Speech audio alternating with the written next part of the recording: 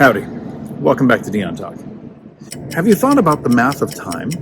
In this video, I'm going to show you how, if you use the math of time, we can make your investing journey a lot easier. And if you use the math of time the way I did, I've had a decade without one late or missing rent payment. And at the end of this video, I'm going to show you how, using the math of time, I'm going to convince you why you should retire early. First, let's start with the math of time on making your investing journey go a lot smoother. When we first start investing, it's going to feel like all of our time is being used on our investing, because learning a skill takes a lot more time than using a skill. This is the math of time when it comes to mastering investing.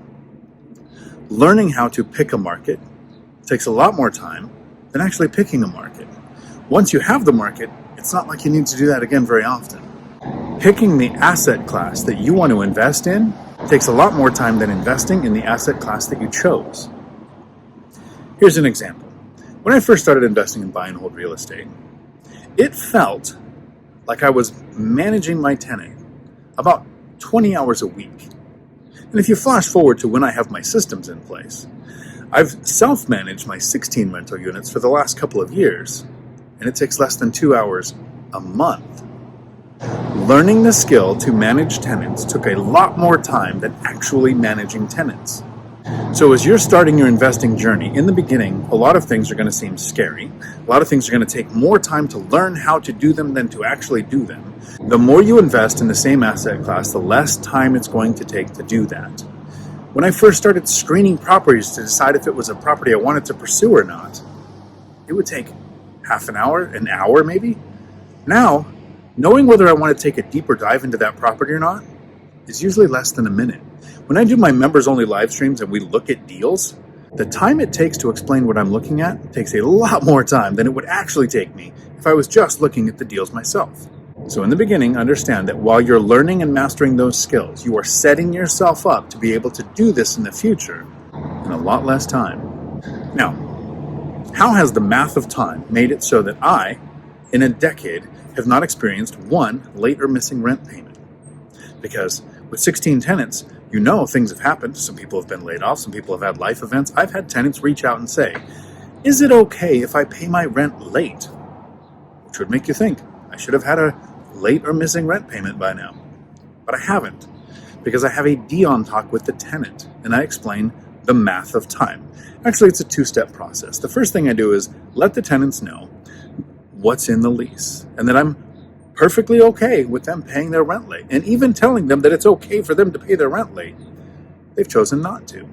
Because when a tenant is thinking about paying their rent late, what they're doing is looking at a list of expenses: food, housing, car, cell phone, internet, everything that they're going to be spending their money on that month. And they're thinking, my landlord's probably the most likely to make an adjustment for me, because my cell phone isn't going to, my utilities aren't going to. So they're testing their boundaries with you. So pointing out what's in the lease and saying, it is okay for you to pay your rent late. It's in the agreement that we both signed. Here's how the late fees work. And after the grace period, as a favor to you, to the tenant, I'm going to serve you with eviction papers.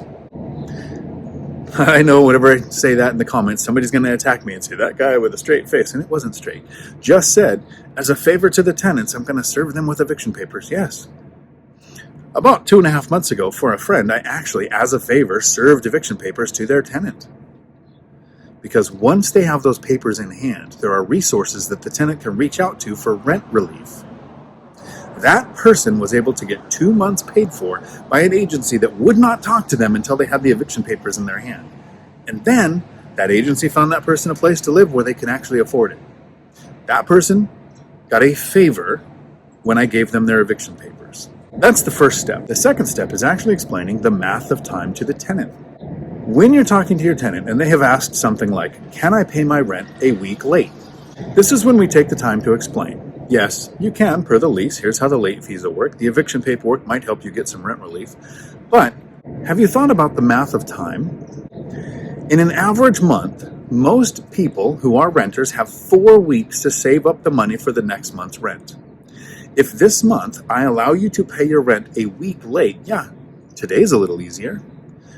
But now there's only 3 weeks left for you to get the rent together for next month. So what I'd be doing is setting you up in a spiral to eventually actually get evicted.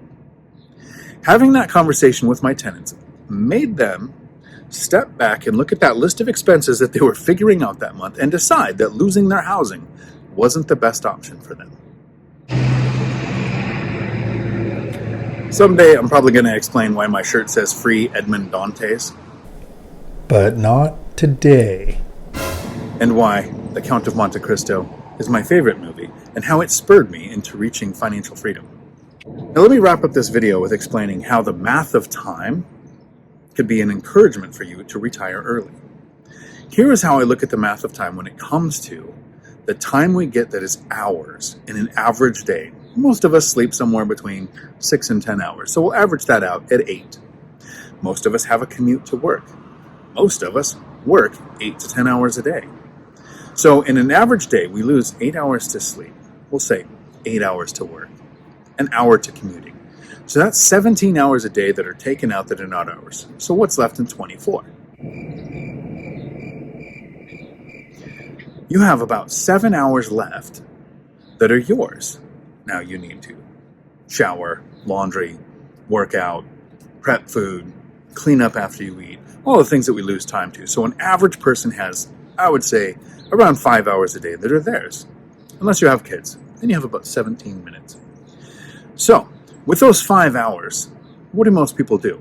Because you are flat out exhausted from working, you're probably not going to do too many things. Maybe binge Netflix. Maybe listen to a podcast. Maybe listen to an audiobook. But lay around and relax. If you can figure out how to take part of those 5 hours, because you spent a lot of your time working for an employer, and take some of those 5 hours and work for yourself. Learn how to put your money to work. Learn how to hunt for deals, screen deals, make offers, acquire those cash flowing properties, so that eventually you can retire early like I did. I was 40 when I started investing. I had made it to the age of 40 without ever having $1,000 in the bank.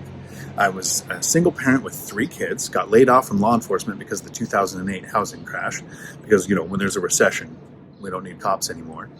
I was making $17 an hour because I started teaching people how to drive trucks. And then I found out about $89,000 in bad debt in my name I didn't know existed until the divorce. Starting from that position, I figured it was very important for me to take part of my 5 hours, or less, that was mine, and put that time and energy and effort into putting my money to work. So that over the next 12 years, it took 8 years to reach financial independence. I worked 4 more years because I ended up really liking that job where I taught people how to drive trucks. But then last year, at the age of 52, I retired. I've now been retired for more than a year, and I have to say, I highly recommend it. But here's what this year has looked like. My year, this last year, compared to the year before. And we're not even going to say the time I spent investing. We're just going to talk about the time I worked, the time I commuted, the time I was wiped out coming home from work because I was exhausted. Compared to a year without work, here's how the math of time works. When I had that job, like the average person does, I had my 5 hours a day, if I was lucky. Now that I'm retired, I on average have about 15 hours a day that are mine. So now I'm living, because of the math of time, 3 times more every single day this last year than I did the year before, and the year before, and about 4 decades before that. So my goal now is to help you understand the math of time, to make your investing journey easier, to work with your tenants to possibly never have a late or missing rent payment, and to understand why you should retire early. I hope this video at least made you think. Until my next video, and the cars stop going by. Thanks for coming to my Dion Talk. We're sorry, the number you have dialed is not in service at this time.